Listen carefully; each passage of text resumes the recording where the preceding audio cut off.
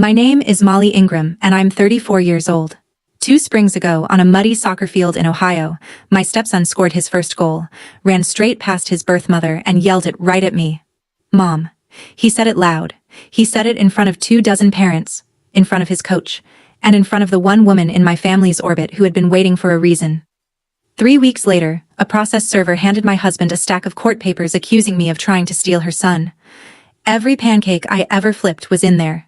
Every bedtime story, every quiet, careful thing I had done for that little boy, rewritten as evidence against me. But here's what none of us standing on that wet grass knew. That little word had been planned for weeks. Just not by me. Welcome back to Calm Drama Stories, where family secrets come to light and quiet strength wins the day. We tell stories about ordinary people who hold their ground with grace when the people closest to them cross the line. If that speaks to you, drop a comment below, hit like, and be sure to subscribe. Now, let me take you back to the beginning. I should tell you who I am, because the court file got it wrong. I'm a pediatric nurse, 11 years on the floor. I've held down toddlers for stitches and talked grown men through their daughter's chemo. Family court, it turns out, is worse than all of it. I met David a few years back, through a mom whose son I'd cared for at the hospital. She swore we'd get along. She was right. David taught math at the high school and coached baseball in the spring, and he had a little boy with brown cowlicks and strong opinions about sharks. We married in June, almost 2 years before that soccer game. And before I ever moved a single box into his house, I wrote myself a rule book. Real rules. In a real spiral notebook, because I chart everything. Rule 1. I am Jacob's stepmom, and that is the only word I use. Rule 2. I don't attend to anything his mother attends, unless Jacob himself asks me. Rule 3. I never say one bad word about his mommy. Not in front of him, not behind him, not in my own kitchen with the door shut. People asked me why I was so careful. I'd shrug and say nurses are like that. The truth sat deeper. I knew the rules because I'd once been the kid in the middle, and I still remembered what the middle does to a child's stomach on a school night. I'll get to that part. What matters here is simple. I followed every rule I wrote every single day for 3 years. And it didn't save me. It turns out you can do everything right and still end up as Exhibit A in someone else's war. Jacob didn't warm up to me because I tried hard. He warmed up because I didn't. The kid had radar for effort, like most kids do, so I just existed near him. I made pancakes on the Saturdays he stayed with us, and one morning I cut them into shark fins because we were out of blueberries and I needed a distraction. That became a thing. Shark Saturdays. He had a loose tooth that fall that he refused to tell anyone about because a boy at school said the tooth fairy skips houses with 2 addresses. He told me instead, at the kitchen counter, in a whisper. I said, the tooth fairy runs a route like a mail carrier and never skips. He found that answer acceptable. The custody schedule gave David alternating weeks plus Tuesday and Thursday evenings, and on those evenings Jacob and I did his reading log. 20 minutes, a beanbag chair, a chapter book about a shark named Clark. He called me Molly. Just Molly.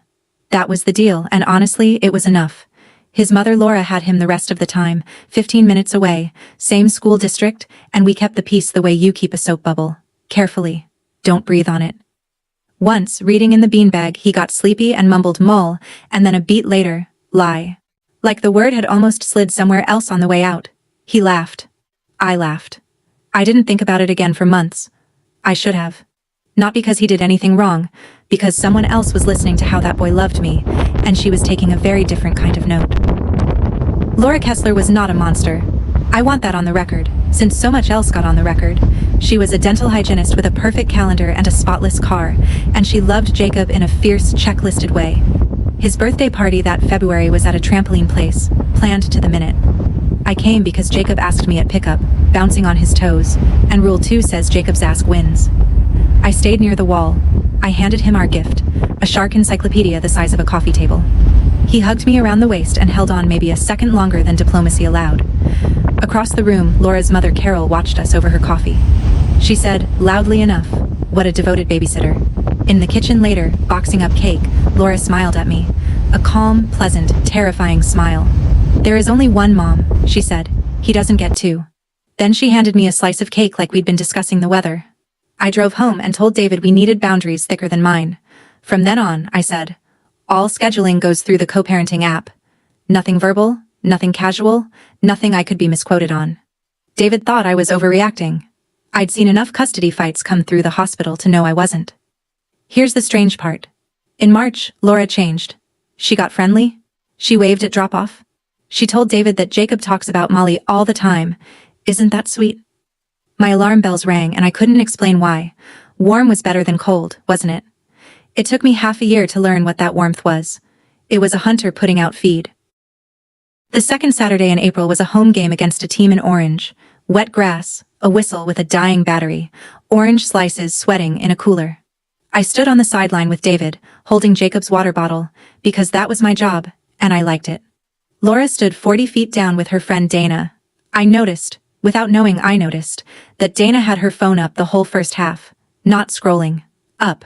Filming the way you film when you're waiting for something. Second half, a kid in orange bobbled a pass, and Jacob, my cautious shark-loving Jacob, stole the ball and ran it all the way in. His first goal. Ever. The parents cheered. He spun around, scanning the sideline, wild with joy, and he ran. Past his coach.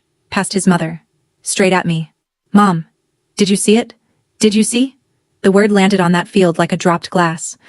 I saw Laura's face change in real time, and I saw, one beat behind it, Dana's phone swing toward us. Laura crossed the grass fast.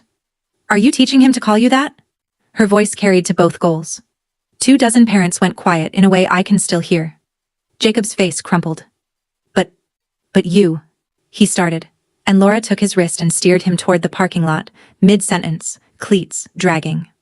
I stood there holding a water bottle with his name on it in my own handwriting. David said her name once, uselessly. The whistle blew somewhere behind us. For weeks afterward, one question kept me up at night, and it wasn't the one everybody assumed. It was this. But you. What? What had my 7-year-old been about to say? That night was ours on the schedule, and Laura returned him at 7 sharp, silent as a subpoena. Jacob picked at his dinner. At bedtime he asked the question that broke my heart cleaner than anything an adult said all year. Did I do a bad thing? I sat on the edge of his bed and gave him my nurse voice, the one I use before a shot. No, buddy. Words slip. Kids call their teacher mom sometimes. Nobody's mad at you. He nodded at his shark lamp, unconvinced, and asked if the tooth fairy thing was still true, about mail carriers never skipping. Still true, I said. He slept. I didn't. At 11, David's phone lit up with a message through the co-parenting app, and he read it twice, and then handed it to me with a strange look. I am documenting this incident, it said. This reflects an ongoing pattern of boundary erosion and parental interference that I have tolerated for too long. There were more sentences like that, stacked like cinder blocks. Pattern, erosion, interference. David stared at the screen. She doesn't write like that, he said. Laura writes in emojis and exclamation points. She once texted me a birthday reminder with a cake gif. This reads like a deposition. He was right, and the wrongness of it sat down in my chest and stayed. Somebody had helped her write that message, somebody with a billing rate. And if a lawyer's voice was already coming out of her phone 2 hours after a soccer game, then that lawyer hadn't been hired that afternoon. The paperwork, when it came, would only confirm what I understood standing in my kitchen that night. The game had not started at the game. 3 weeks later, a polite man in a windbreaker asked David to confirm his name on our porch and handed him a manila envelope. Motion to modify parenting time with a request for restraining provisions against, and I am quoting the caption of my own life here, the stepmother's parental interference. I read all of it at the kitchen table with a highlighter because I cope by charting. Page 4. The pancakes. A calculated campaign to buy the child's affection through food rituals. Page 5. The reading log. On some Tuesdays I had signed the school's form on the line marked parent signature because that was the only line the form had. Holding herself out as the child's parent in written school records. Page 6. The parent-teacher conference I attended sitting next to David, where I hardly opened my mouth. And only about sharks. Inserting herself into educational decision-making. My marriage was in there as a strategy. My job was in there, twisted. A pediatric nurse, uniquely aware of methods of psychological influence over children. I laughed out loud at that one, and then I stopped laughing, because the next paragraph mentioned a family drawing, described as troubling evidence of intentional parental displacement. A drawing. I had never seen any drawing. And stapled behind everything, an affidavit from Laura with one sentence that I recognized like a face. There is only one mother in this child's life. The last page asked the court to bar me from acting as a parent at Jacob's school and his doctor's office. I put down the highlighter. In my hallway hung a photo of Jacob and me holding a cardboard shark we built for the science fair. I remember thinking, with a strange calm, they will find a way to use that too. Susan Novak had been doing family law for 30 years, and her office smelled like coffee and other people's worst days.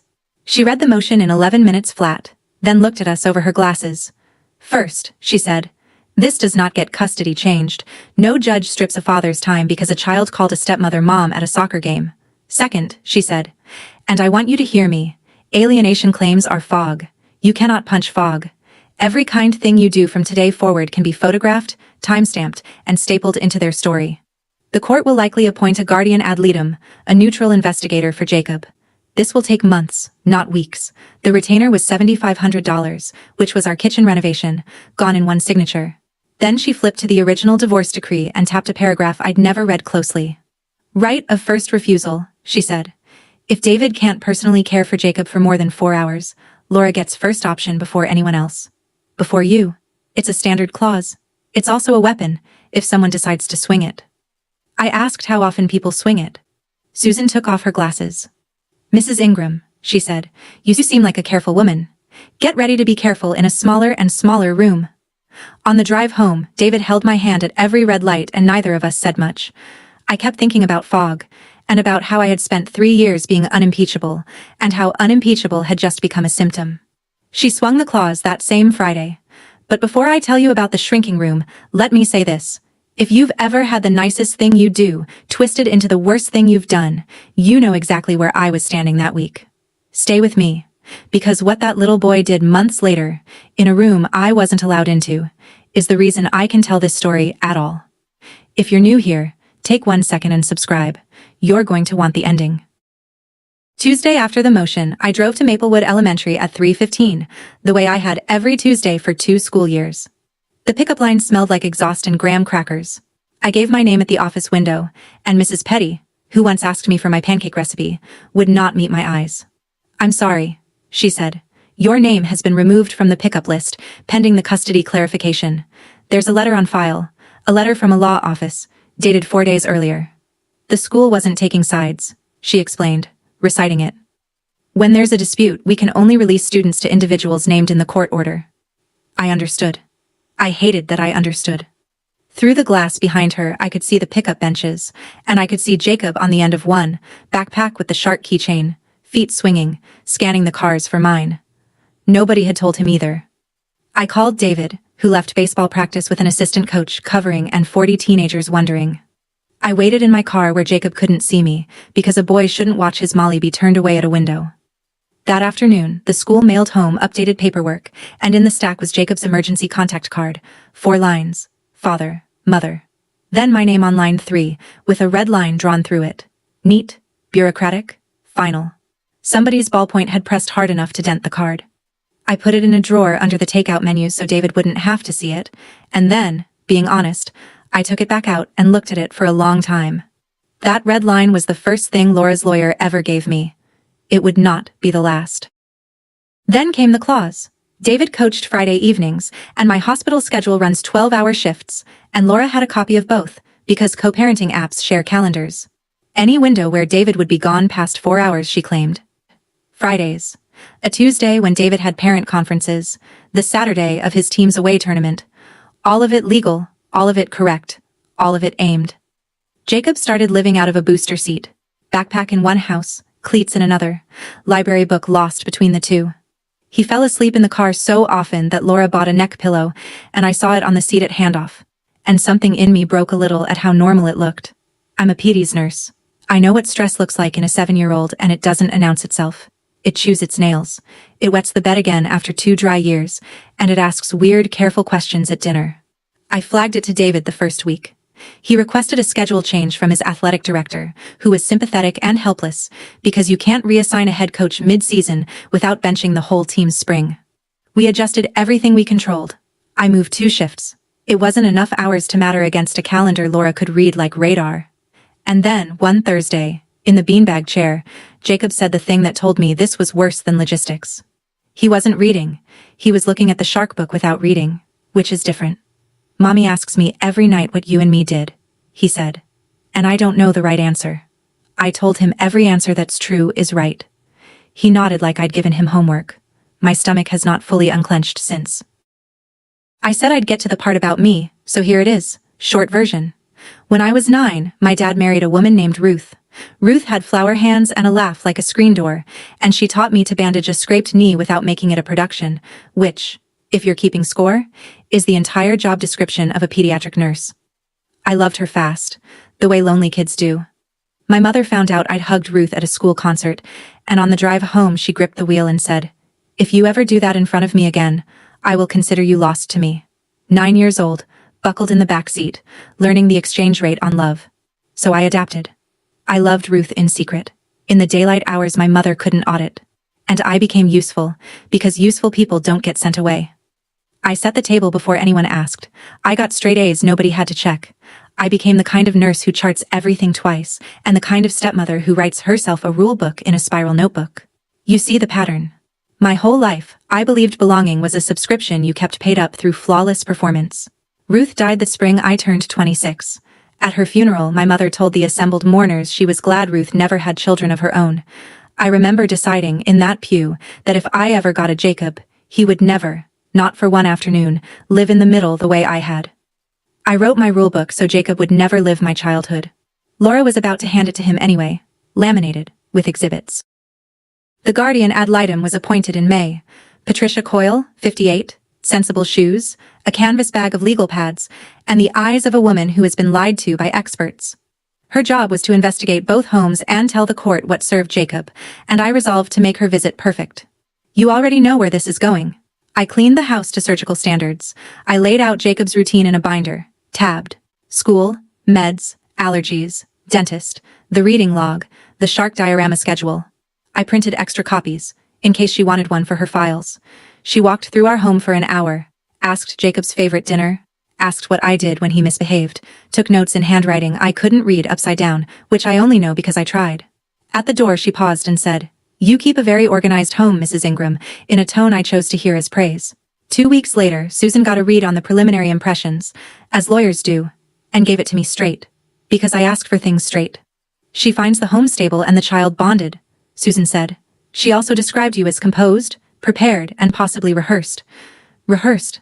11 years of charting twice, of being the calm one in the room, of earning my keep through competence, and the first neutral observer of my life wrote it down as a warning sign. The one thing that had always kept me safe was now testifying against me. But here's what actually mattered from that visit, though I didn't know it yet. Patricia had asked Jacob about one thing only, at length. The drawing from the motion. And Jacob had told her, matter of fact, I made it at school. In March. Before the soccer field. Before everything. I found out what the drawing was from Jacob's teacher, Ms. Hartley, who told me only what any parent in that hallway could have seen, careful as a bomb tech about the rest. In March, her class had done a unit called My Family. The kids drew their people and labeled them, and the drawings went up on the wall for spring open house, 22 crayon families under a paper rainbow. Jacob drew 3 stick figures, a woman with brown hair labeled Mommy, a tall man, labeled Daddy, and a third figure, ponytail, holding what was unmistakably a frying pan, labeled Molly. There was a lopsided sun in the left corner, the same sun he puts in the corner of everything. That was it. That was the whole crime. A 7-year-old drew the people who love him and included the one who makes the pancakes. Ms. Hartley remembered open house night because Laura had stood in front of that wall for a long time. Long enough to be noticed by a teacher managing 40 conversations at once. Then she photographed it and said nothing to anyone, and 3 weeks later she got friendly at drop-off, and 5 weeks after that, Dana's phone came up at a soccer game and stayed up. I walked to my car doing the math over and over, like a tongue on a chipped tooth. She saw the drawing in March. The warmth started in March. Whatever happened on that field had been loaded somewhere between a paper rainbow and a trampoline birthday party. I couldn't prove a word of it yet, but I finally understood the order of events, and the order of events was the whole story. A month later, that crayon drawing had a new name. Exhibit C. The formal response packet arrived in June, and I made the mistake of opening it alone at the kitchen table. Behind the legal caption, in re the matter of Kessler versus Ingram, behind the numbered paragraphs and the certificate of service, there was a photocopy. Jacob's drawing. My family, in his careful, backward-leaning first-grade letters. Mommy, Daddy. Molly with the frying pan. The lopsided sun, gone gray, because photocopiers don't believe in suns. And in the bottom right corner, a white sticker with black type. Exhibit C. I sat with that page for a long time. I have held a lot of heavy things in my hands. Other people's newborns? A mother's shoulders while a doctor said the worst sentence there is. I'm telling you that a photocopied crayon drawing with an exhibit sticker on it is heavy. They stapled a 7-year-old's love behind a court caption. That is the sentence I couldn't get out of my head. So I said it out loud to the empty kitchen, and then I put the page in the binder because I chart things. It's how I stay upright. When David came home, he looked at it once and had to leave the room. And that weekend, Jacob, doing his reading log across the counter from me, asked, without looking up, "Why did Mommy take a picture of my drawing? Did I spell something wrong?" I said, "You spelled everything right, buddy. Every single thing." He went back to Clark the shark. I went back to breathing. Remember that drawing. Hold it in your mind, the way I held it in that kitchen. Because that piece of paper was not finished with any of us, and when it came back in a way nobody in that courthouse saw coming. The interim hearing was in July, in a beige room with a magistrate named Whitmore, who had the voice of a man grading his 9,000th essay. Laura's attorney played the video. There it was, on a courtroom screen. The wet field. The goal. My boy spinning, scanning, running. "Mom! Did you see it? Did you see?" Freeze frame. The clip stopped one breath after the word, cut clean before Jacob turned, before the but you, before Laura's hand closed around his wrist. Edited grief looks very tidy. Her attorney called the video a window into a confused child's daily reality. Susan objected to half of it and won a third. Magistrate Whitmore rubbed his eyes and issued what courts issue when they can't yet know anything. An interim order. Pending investigation, Mrs. Ingram shall not hold herself out as a parent to the child's school or medical providers. It wasn't a finding. Susan said that 4 times on the courthouse steps. It doesn't say you did anything. It says the fog needs time. But orders don't read the way they're intended. They read the way they land. I sign medication sheets all day. My signature keeps children safe from the wrong dose. And a court had just ordered me not to sign a 7-year-old's reading log. I went home and did something I'm not proud of. I watched Dana's clip 11 more times, on David's copy of the exhibit, with the sound up. And on the 11th time I stopped asking what the video showed and started asking what a jury of one, me, could not stop wondering. How long was the original recording? Why did it start before the goal? And who tells a friend to stand at a kid's soccer game filming the sideline instead of the game? 2 weeks into the new schedule chaos, Jacob stopped calling me anything at all. I noticed it the way you notice a missing tooth. With your tongue, before your brain catches up. He stood in the kitchen doorway one evening, twisting the hem of his shirt and said, "Hey, can I have some water? Hey, That was my new name. Not Molly. Not anything, because somewhere between 2 houses, a boy had concluded that every name in his mouth was a landmine, and the safest word is no word. I got him the water. I kept my voice level, nurse level, while something in my chest sat down on the floor. David and Laura had already agreed, in one of their only civil exchanges that summer, to get Jacob a therapist, a gentlewoman named Dr. Reyes with a sand tray and a fish tank. That agreement, for the record, is the single thing the whole apparatus got right on the first try. After a session in late July, Dr. Reyes told them both what I could have told anyone from a beanbag chair. "He's learning that names have consequences," she said. "He's protecting the adults by erasing himself. He is 7. That night I took out my spiral notebook, the rule book, and I wrote a new rule at the bottom. Rule 4, need nothing. Not a name, not a title, not a thank you. Then I looked at it for a while, and I tore the page out, because even I could hear it. The old reflex. The girl setting the table so she wouldn't be sent away. Here is what I knew for certain by August. A kid too scared to say your name will still crawl into your lap after a nightmare. He did. Twice. No court order reaches that far. Nothing does. In August, my steady husband hit his limit. He came home from a deposition prep call with Susan, dropped his keys in the bowl hard enough to chip it, and said, "We're done defending. I want to go after her. Investigator, her spending, her boyfriend history, a psych eval. All of it. She is burning our family down and I keep handing her matches." And I said no. Not a gentle no. A flat one. "I will not do to Jacob's mother what she is doing to me," I said. And David, who had watched me get erased from a pickup list without raising my voice, finally raised his. "You don't get to be the only person in this house with principles, Molly. Your principles are losing." It was our first real fight, the kind with a closed door and a spare blanket on the couch. He wasn't wrong about the losing. I wasn't wrong about the matches. Near midnight he came and sat on the edge of the bed and told me something I'd never heard, in a voice I'd never heard. The day Laura's divorce was final, her mother Carol took her to lunch, in public, at the church women's favorite restaurant, and told her, "Divorce is what women do when they've failed." Her own mother. In front of the lunch crowd. That church, that women's circle, that scorekeeping, that's the water Laura swam in her whole life, David said. I'm not excusing her. I just know where the wound is. I lay awake a long time after that. Because I knew that verdict. My mother had handed down the same one from the front seat of a car when I was 9. 2 women, 1 fear, 2 different ways of gripping. That thought didn't soften me. It clarified me. The last Thursday in August, Jacob spiked a fever. Nothing scary. 101 and change. A virus doing laps around the 2nd grade. It was our night on the calendar, and Laura, to her small credit, didn't fight the handoff. He couldn't sleep, so I sat against his headboard and he leaned on my shoulder, hot and heavy, drifting in that in-between place feverish kids go. And out of that place, into the dark, he said it. I did it wrong. Did what wrong, buddy? The mom thing, he said. Mommy practiced with me, in the car. She said if I called you mom at my game, after, I would get a surprise. But then she got mad anyway. So I did it wrong. Right? The shark lamp hummed. My whole body went very still, the way it does at work when a monitor changes its mind. There it was. The missing half of but you. The friendly march. The phone already up and filming. A little boy rehearsing a word in a booster seat, thinking it was a game, thinking there'd be a surprise, and the surprise was watching every adult he loves detonate.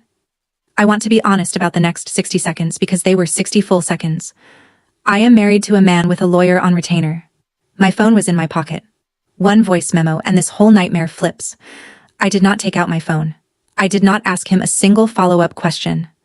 I was not going to turn my stepson's sickbed into a crime scene, and if you want to know the exact difference between me and the woman suing me, that pocket is where it lived. I pulled the blanket up and said, "You did nothing wrong, not one thing," and he was asleep before the sentence finished. Then I sat in the dark doing the terrible math. My stepson had just handed me the truth that could end the entire case, and I could never, ever use it. If you've ever held proof you refuse to weaponize, tell me in the comments. I read them. And subscribe, because the way that truth finally got out, through a door I never touched, still gives me chills. I told Susan the next morning, in her office, no notes. I told her what he said, and what I didn't do, and she looked at me the way triage nurses look at people who walked in carrying their own severed finger in a lunchbox. Calm, impressed, slightly alarmed. A feverish 7-year-old's bedtime sentence is not evidence, she said, and you recording him, or coaching him to repeat it, would be the exact crime they've accused you of. So we agree. We don't touch the boy. Then she leaned back and put her glasses on top of her head. But there are clean doors, she said. Door 1. They made that video an exhibit.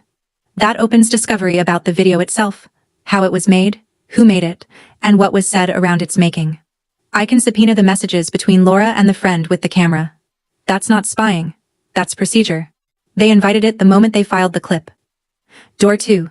Patricia Coyle still has to interview Jacob, alone, no parents, no scripts. It's a standard part of every guardian ad litem investigation. We don't request it. We don't shape it. It simply happens. Whatever that child says in that room, he says on his own. I sat with that, and then I set my one condition, and I made her write it down, which amused her not at all. Nobody prepares Jacob. Nobody rehearses him. Nobody so much as tells him the interview matters. If the truth walks out of that room, it walks out on its own feet. Susan said, "You understand you're tying my hands." I said, "My hands, you can tie." His, nobody ties again. She sent the subpoena out that week. Discovery takes weeks, she warned me. These things crawl. The truth, as it turned out, took 9 days. The production came back on a Tuesday, a PDF of message threads with a cover letter, and Susan called me before I'd finished my shift. "Come in," she said. "Bring David. Don't speed." The messages between Laura and Dana started 3 weeks before the soccer game.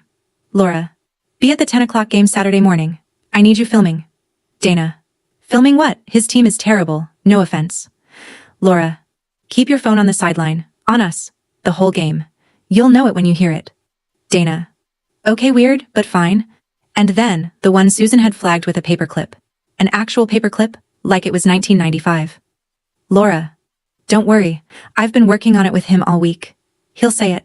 8 days after that. Laura. Did you get it? Send me the clip tonight before you send anything to anyone. I read the thread twice. David read it once and walked to the window and stood there with his hands on his head, like a man watching his house burn from the lawn, which, in fairness, is what he was. Susan was, professionally speaking, delighted. This is manufactured evidence, she said. She built the incident, staged the camera, scripted her own outrage, and then filed the product with a court.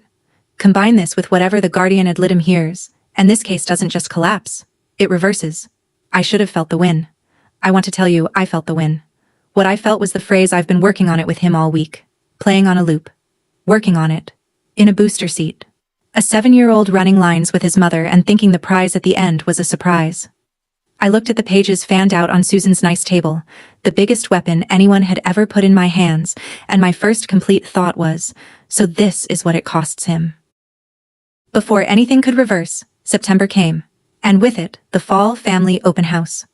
Jacob had been building a shark diorama for 2 weeks, hammerhead, hot glue, blue cellophane water, and he'd invited me back in the summer, before any of us knew what fall would look like. You have to see it, he'd said, with capital letters in his voice.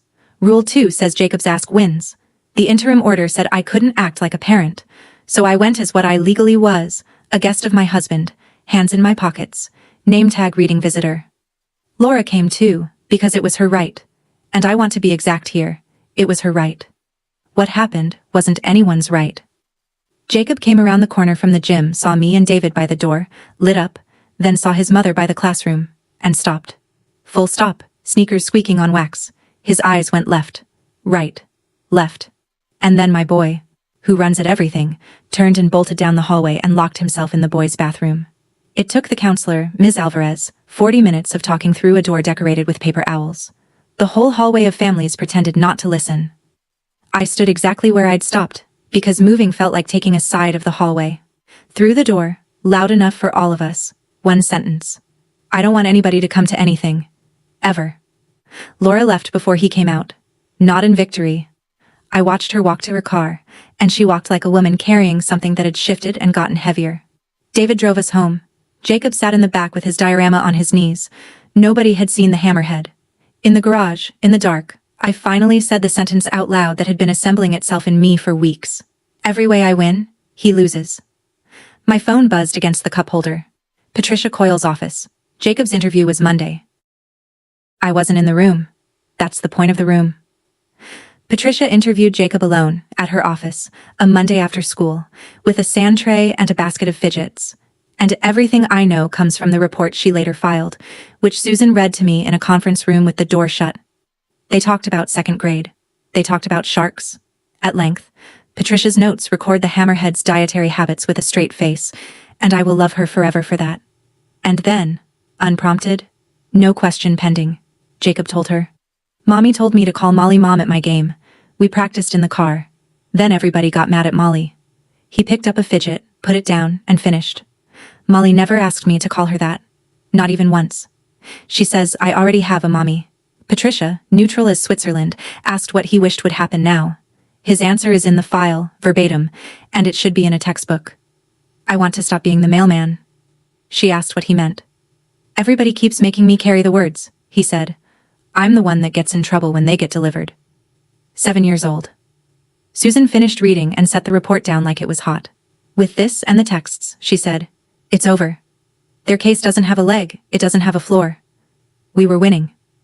After 6 months of red lines and shrinking rooms, every card in the deck had just landed face up in my hand, and the little boy at the center of it had defended me better than any lawyer in Ohio, to the one stranger whose whole job was to listen.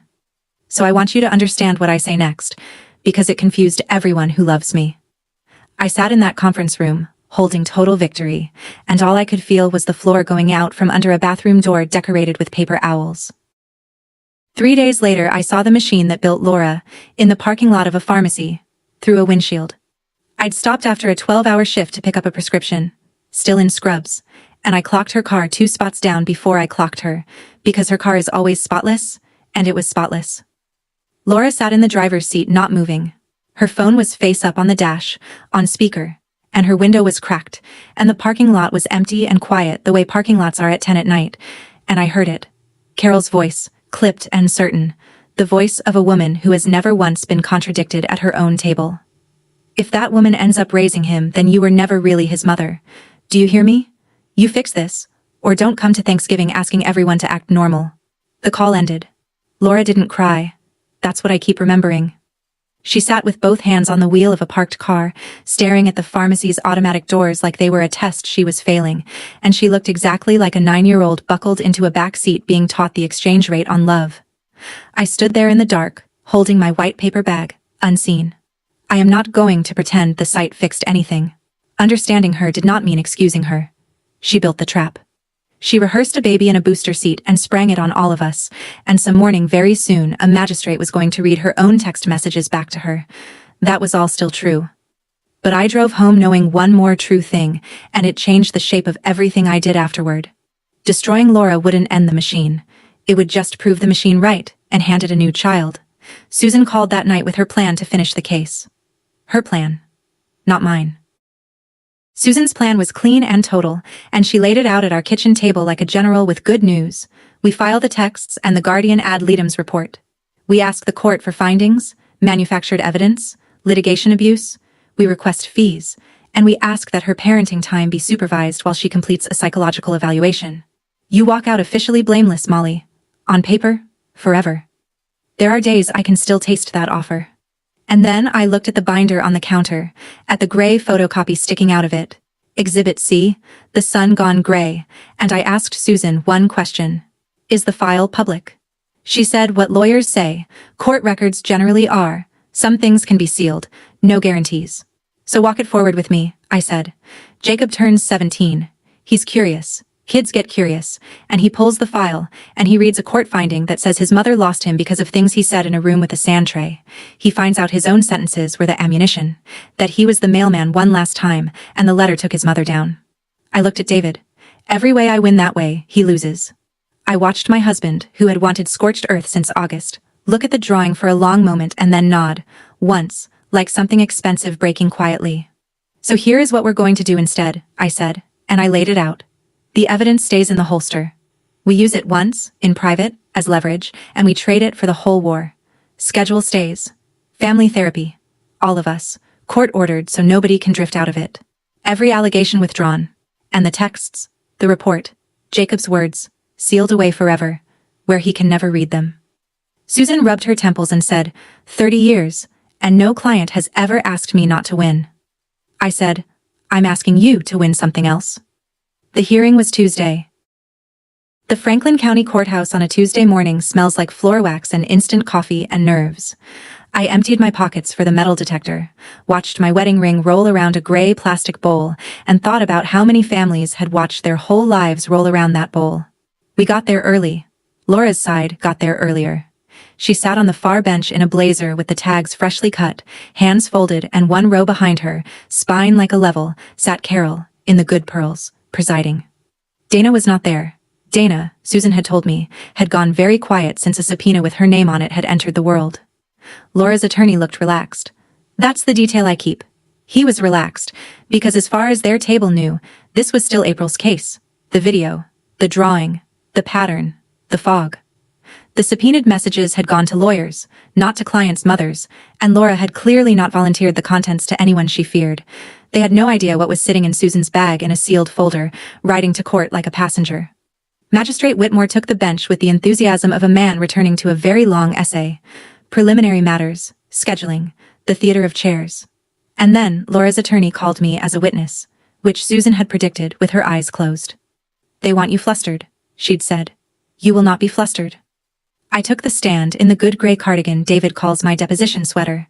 I have been calm through pediatric codes. I have been calm while a father screamed at me in triage because screaming at me was the only thing left he could do for his kid. My hands were folded on the rail. For once, the chart in front of me was my own life. Laura's attorney stood, buttoned his jacket, smiled the way men smile before an easy layup, and asked his first question. Mrs. Ingram. Do you love Jacob? Yes, I said. Objection-proof, short, true. He circled. You'd agree you've built a strong bond with him. I would. You'd like, wouldn't you, to be his mother? And I looked at Jacob's mother while I answered his lawyer. He has a mother, I said. I'm his Molly. Somewhere behind my ribs, in the place where I keep things for later, I felt that sentence file itself away. He moved to the documents. You signed his school reading log on the parent line, correct? On the line the form provided? Yes. There was no other line. And did it concern you, signing as a parent? It concerned me enough, I said, that last fall I asked the school office whether the form could add a caregiver line, and they reprinted it, and the reprinted form is in evidence. It's the one with my name on the caregiver line from October forward. He looked down at his notes a half-second longer than he wanted to. Susan didn't move, but I know satisfaction when I'm sitting near it. He tried the conference, he tried the pancakes, and the answers were short and boring, which was the strategy. Mine and my nurse trainings. Boring is what true sounds like, under oath. So he reached for the centerpiece. Let's discuss the video, he said, and something in the room tilted toward the screen, and Magistrate Whitmore, who had watched that clip in July, glanced at it with the first visible interest of his morning. I watched Laura's attorney reach to cue the exhibit that his own side had manufactured. The exhibit that had a paper trail behind it now, sitting in a sealed folder 10 feet from his elbow. He had built his whole case on a stage his client set, and he didn't know it, and his client did. Laura was looking at the table. Susan rose. Your Honor, before counsel addresses the video, we'd request a brief recess. And then, the part nobody in that room expected, least of all Laura. I asked to speak with her. Alone. The hallway outside courtroom 4 has a wooden bench bolted to the wall, and that's where it happened. The real end of the war, with both lawyers standing 20 feet away pretending to check their phones, close enough to supervise a settlement conversation and far enough not to hear one. Laura sat because her legs decided for her. I stayed standing, and I put the folder on the bench between us. Read it, I said. She opened it. I watched her find her own words. Be at the 10 o'clock game. Keep your phone on us. I've been working on it with him all week. He'll say it. I watched her read the first page of Patricia's report, where her son, unprompted, in a room with a sand tray, told a court officer what his mother practiced with him in the car.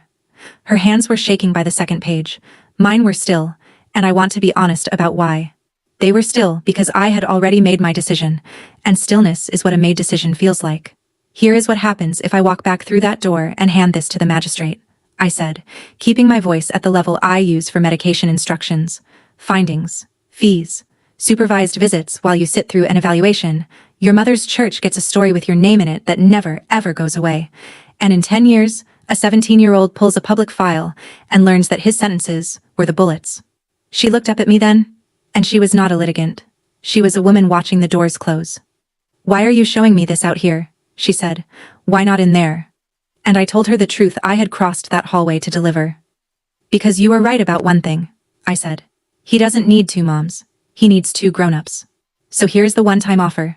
You withdraw every allegation today on the record. We sign a stipulation.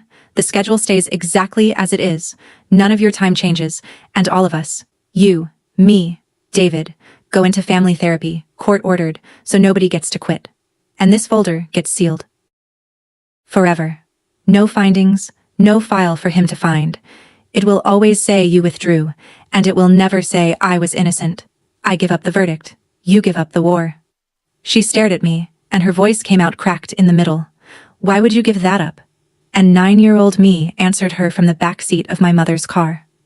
Because somebody once made me choose sides, I said, and I know exactly who that little girl grows up to be. She's sitting on this bench. Laura signed. Her attorney read the stipulation in the hallway with the expression of a man watching a winning lottery ticket dissolve in the rain, and to his credit, or his billing forecast's credit, he made no speeches. Back inside, the lawyers approached the bench together, which in that building is what a white flag looks like. Magistrate Whitmore read our joint stipulation slowly, then looked up over his glasses at both tables. Counsel, he said, in this courtroom, an agreement like this is what the winter solstice is to daylight. Rare, and a little suspicious. Then he went through it aloud, for the record. Parenting schedule, unchanged. All pending motions withdrawn with prejudice, which is legal for you can't take it back. Family systems therapy for all 3 adults and the minor child, through Dr. Reyes's practice, with quarterly compliance review, court-ordered, exactly as I'd asked, so nobody could drift.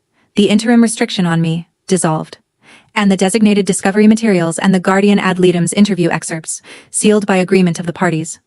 "So ordered," said Whitmore, and the gavel he didn't even bother to lift fell anyway, somewhere in my chest. And then, the part I did not negotiate, the part no one saw coming, least of all me. Laura stood. Her attorney reached for her sleeve, missed.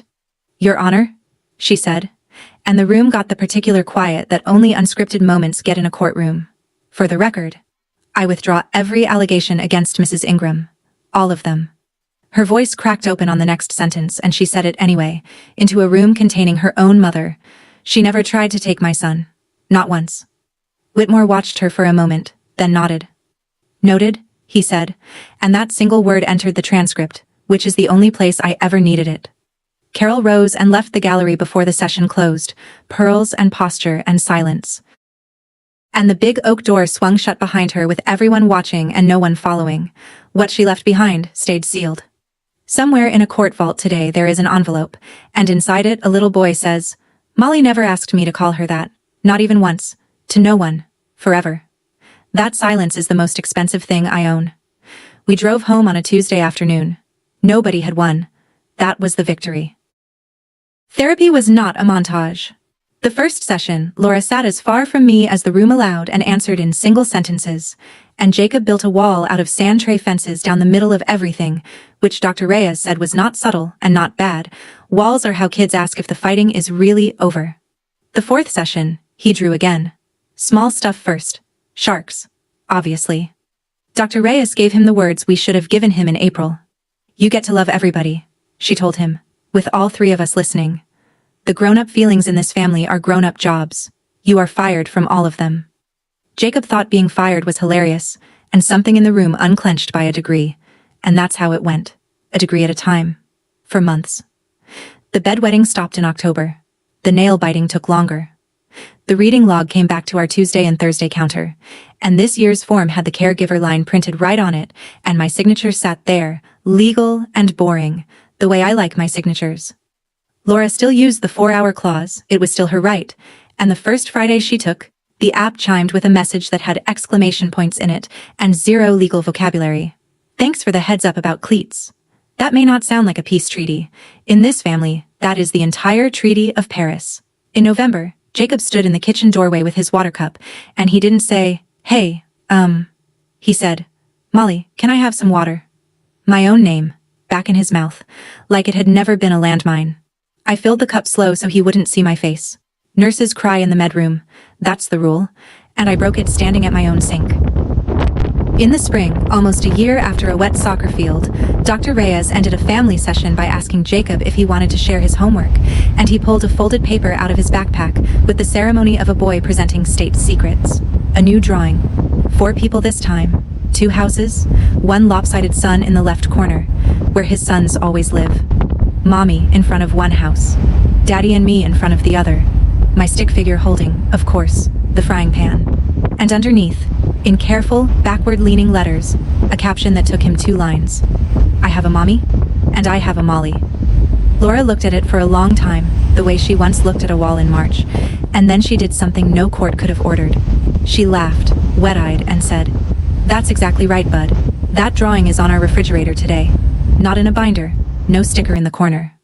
The next fall, at his first game of the season, I stood at one end of the bleachers and Laura stood at the other, which is not friendship, and was never the assignment. 2 grown-ups, 1 field between us, holding. Jacob stole a pass and scored, his second career goal, and he spun around and found us both. 1 look each end of the bleachers, and waved with his whole arm. And both of us stood up. At the same time, without checking each other first. Carol wasn't there. The women at her church, I'm told, still tell the story her way. Some machines you don't get to switch off. You just stop feeding them your kids. I spent my whole life believing love was a chair you had to earn and guard, and Laura spent hers believing the same thing with better lighting, and in the end it took a 7-year-old with a crayon to teach the whole courtroom what neither of our mothers ever learned. Love was never a chair somebody has to lose. It's a table, and the only job the grown-ups ever had was to build it longer. That's my story, 1 staged moment, 1 sealed envelope, 1 little boy who told the truth when nobody asked him to. If this reminded you that loving a child is never a crime, share it with someone raising a blended family. Drop a comment telling me where you're listening from, hit subscribe, and I'll see you in the next one.